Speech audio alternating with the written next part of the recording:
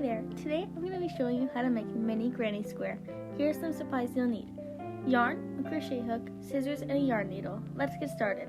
We'll start with the slip knot. First, you'll cross your yarn over, then you'll flip it, and then you'll stick your fingers through the loop and grab the little tail and then pull that through the loop to make your slip knot.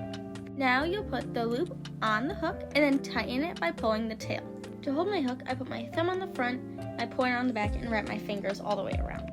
When holding the yarn, you don't want to hold the tail, but you want to hold the working yarn. To hold the yarn, I wrap it around my pointer, point up, and then I hold it with my middle and thumb. Now try it again. To make a chain, you'll wrap the yarn around the top of the hook. Then you'll slide the yarn from the slip knot you made earlier over the top of the hook, and then you have your first chain. Repeat that 3 more times, and then you'll have 4 chains. As you can see, there's 1, 2, 3, 4. Now to slip stitch, you'll take the top of your hook and put it into the first V. Then you'll yarn over, slip the first one over, and then slip the other one over right after that. Then you should have a little hole in the middle. Now that you've completed the first couple steps, let's move on. First, you're going to make 2 chains. Now we'll learn how to double crochet. First, you're going to yarn over and then insert your hook into the middle and then pull through. Then you should have 1, 2, and 3. And then yarn over and then pull 2 over. Then you should have 2. And now you're going to yarn over and pull both of those over. And you have your first double crochet. Let's go through it again. Each cluster should have 3 double crochets. To start the cluster, you start with a chain 2 to make a base to work on. After the 3 double crochets, you should chain 2 to make a corner of the granny square. And you'll repeat this 3 more times until you have 4 clusters.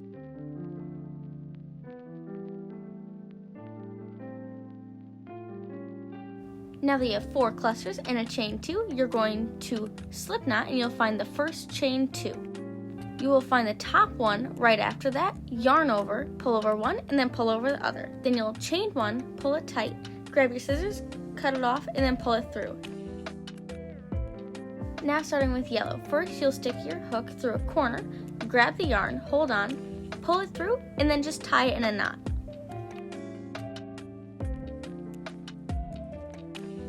After this, you'll poke your hook through again, grab the yarn, and pull it through. Then you'll chain 2 like before, and then start doing your 3 double crochets in clusters. After you've made your first corner, how are you going to make the jump? You'll just yarn over, go into the other corner, and then start making your other double crochets right away. This will continue until you've gone all the way around the first row. Now that you've finished again, you can go into the top of the 2 chains and then slip stitch. Then cut it off and tie it tight.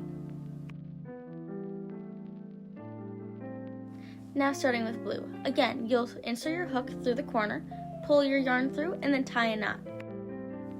After the knot, you'll then pull it through, chain 2, and then start your double crochets again.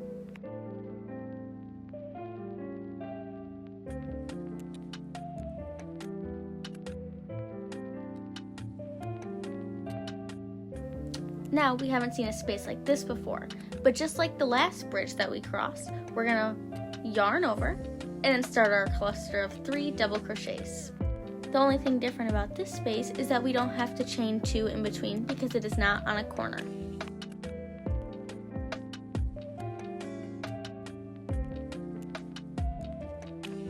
Now to get from this space to a corner, you'll do the same thing, just yarn over and then start your cluster of 3. Now that you're all finished and have your row tied off, we can take care of all the loose strings. When weaving in the ends, you'll need your yarn needle and some scissors. First, you'll insert the yarn into the needle. This can be difficult at times, but all it takes is practice. After inserting the yarn, you'll thread the needle through a thicker part of the same color. After threading it through a cluster or 2, it should be tight, and then you can cut it off and it will be gone forever. Complete these to all the other strings and it will be all cleaned up.